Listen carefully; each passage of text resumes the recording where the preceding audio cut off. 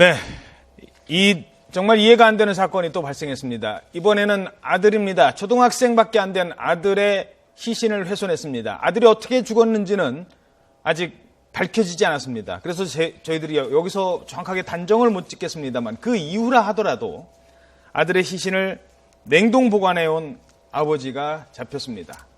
참 이거 믿기 어려운 일입니다. 동물도 이러진 않습니다. 물론 더 얘기하면 제가 괜히 심의에 걸릴까 봐 말씀 못 드리겠습니다만 많은 분들이 분노했던 사건입니다. 하나하나 이 의구심 많은 사건 짚어봐야 할 것 같습니다. 경찰 조사 결과 지금까지 밝혀진 내용 어떻게 나왔습니까? 우선 2012년 4월 30일에 이 해당 학생이 학교에 나오지 않았습니다. 그 이후에 그 학교 담임 선생님이랑 한영부장이 해당 학생의 집에 찾아가서 아이를 학교에 보내달라라고 얘기했는데 어머님은 나는 집에서 아이를 가르치겠다라면서 이제 거절을 하거나 아니면 이제 그런 그 선생님들의 요청을 거부했습니다.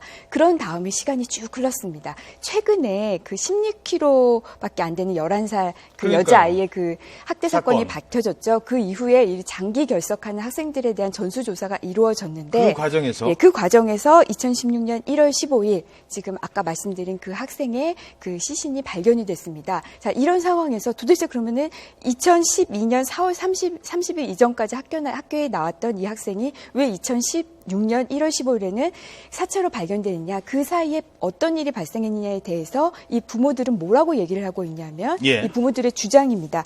2012년 10월 달에 이 아이를 이제 욕실을 끌고 갔다고 합니다. 목욕을 시키려고. 끌고 가던 중에 아이가 넘어졌다.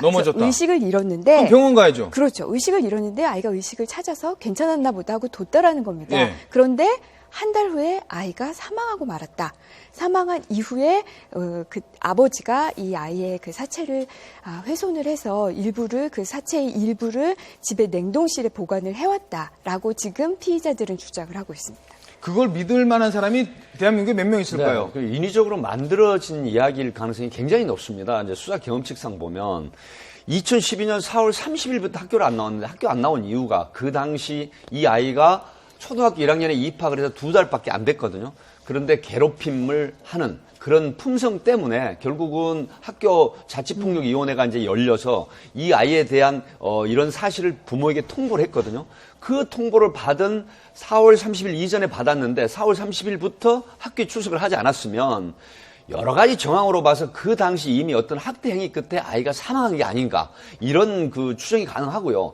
결국은 이 부부가 어떤 형량에 대한 또 처벌을 가볍게 받기 위한 방편으로 꾸며낸 이야기일 가능성이 높다. 저는 그렇게 보고 있거든요. 왜 그러냐면 학교에서 그런 통보를 했다고 해서 학교를 보내지 않는 부분은 뭔가 사단이 났다는 것이죠. 그렇죠. 그 당시에 그런 일이 있으면서 그걸 은폐하고 그다음에 이제 냉동고에 시신을 보관한 부분, 엽기적인 훼손을 하고 이게 대한민국에 지금 최초로 일어난 사건입니다. 이게 아버지가 그 당시 만 7세 된 아이를 시신을 훼손하고 냉동고에 보관한 사건은 얼마 전에 11세 아이가 아빠를 살해한 그런 사건에 비추어서 똑같이 지금 최초 사건이거든요.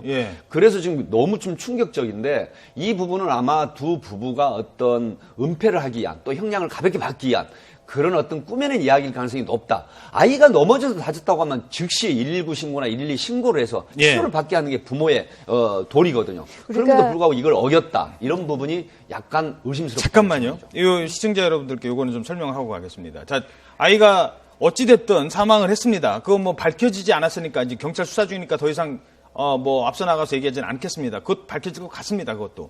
근데 아이가 사망한 이후에 아이의 시신을 토막을 내고 냉장고에 보관해놓고 옆에서 밥을 먹을 수 있습니까? 그리고 그 다음에 일부는 또 그 화장실 변기에 버렸다고 합니다. 이게 납득이 갑니까? 저는 도저히 안 가거든요. 네, 지금 굉장히 납득이 안 가는 듯 아마 많은 시청자분들이 충격받으신 이유가 그걸 겁니다. 친아버지가 자기의 친아들의 사체를 그렇게 훼손한 것. 물론 설사 그 죽음에 대해서 본인의 책임이 막 직접적으로 없다고 본인이 주장하더라도 사체를 훼손하고 유기한 거는 명백하게 독립된 범죄이긴 합니다. 그건 이제 논외로 하고 그렇다 하더라도 어떻게 그렇게 자신의 아들의 사체를 그렇게 훼손하고 또 냉동고에 보관을 할 수 있느냐.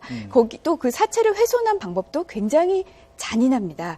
그래서 여기에 대해서 사실 이 사건이 2012년 4월 30일부터 아이가 학교에 나오지 않았는데요. 2012년 4월 1일에 어떤 사건이 있었냐면 예. 수원의 그 오원춘이 오원춘. 20대 여성을 납치했다가 끔찍하게 살해한 사건이 있었습니다. 아하. 그때 그 시신을 굉장히 여러 그 조각을 냈던 그런 끔찍한 사건이었는데 있었죠. 이래서 이제 그 수법이 굉장히 비슷하다. 그 시절에. 아들의 사체를 손괴한 방법과 오원춘이 그 20대 여성의 사체를 손괴한 방법이 비슷하다라고 해서 혹시 이걸 모방한 것은 아니냐라고 이제 수사기관도 의심하고 있고요. 예. 혹시 아버지가 사이코패스는 아니냐라면서 하는 그런 해서 이제 범죄 심리 분석가를 통해서 좀 이 사람의 심리 상태 좀 파악을 해본다라는 그런 이제 소식이 전해지고 있습니다. 이건 프로파일러 투입하면은 좀 알 수 있는 거 아니겠습니까? 네, 그렇습니다. 오원춘 사건 모방. 제가 아침에 경찰청 권일용 프로파일러 제 후배입니다. 예. 통화를 했는데 이제 프로파일러 범죄 심리 행동 분석이 들어가게 되면은 도대체 이런 연유, 경위, 동기 이런 부분이 명확하게 밝혀질 소지가 굉장히 높기 때문에 예.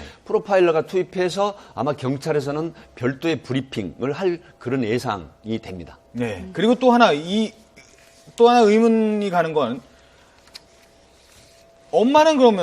엄마는 아까 엄마 입장 나왔죠. 어머니의 입장이 그래프로 나오고 있습니다.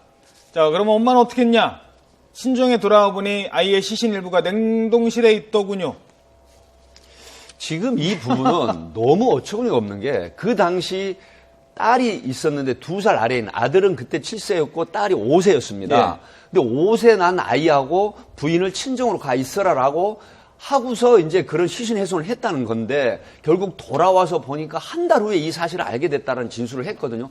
그렇다고 하면 이 아이는 뭐라고 했느냐면 또다시 진술해서 오빠가 버려졌다 이런 진술을 했단 말이죠. 그러면 아이도 어렴풋이 이 사실을 알고 있었다는 얘기인데 너무 충격적인 거고 냉동고라는 게 뭡니까? 음식을 집어넣고 있는 상태에서 하루 한 끼가 됐든 2끼가 됐든 음식을 꺼내 먹는 곳이잖아요. 예. 그런데 2살 아래 그 딸 아이를 키우면서 부부가 함께 이 냉동고를 열었다 닫았다 하면서 밥을 먹고 한 집에서 태어나게 학교를 보내고 양육을 하고 생활을 했다.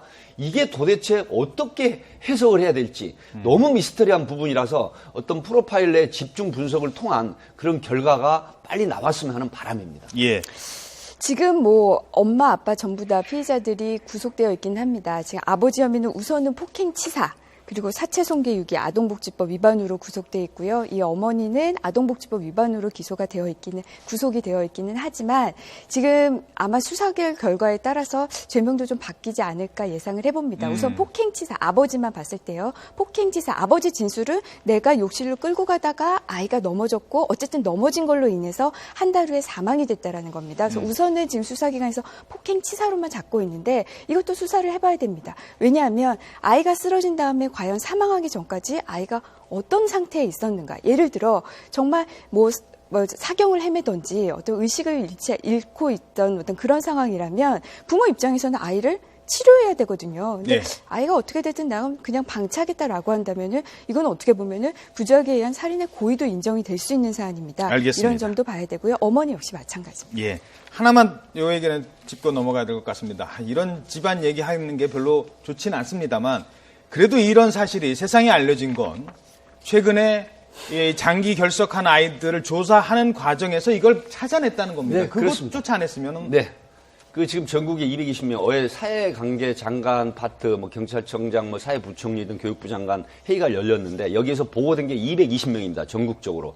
그런데 이 중에 120명 정도는 이제 소재가 파악이 됐는데 한 108명 정도는 지금 현재 확인 중이고요. 학대 행위를 받거나 소재가 미확인된 게 아마 10한 2, 3명 정도로 확인이 되고 있는데 아마 이런 화두를 던진 것 같습니다. 그 11세 소녀, 인천의 11세 16kg 그 가출 소녀로 인한 그 사건이 연장선상에서 이제 이러한 부분들이 밝혀지게 됐는데 그 220명 내에 이 아이가 포함이 됐었기 때문에 예. 앞으로 이런 어떤 어린이들에 대한 그 아동들에 대한 사회 안전망 시스템이 빨리 제기가 되고 조치가 돼야 된다 이렇게 보입니다. 알겠습니다.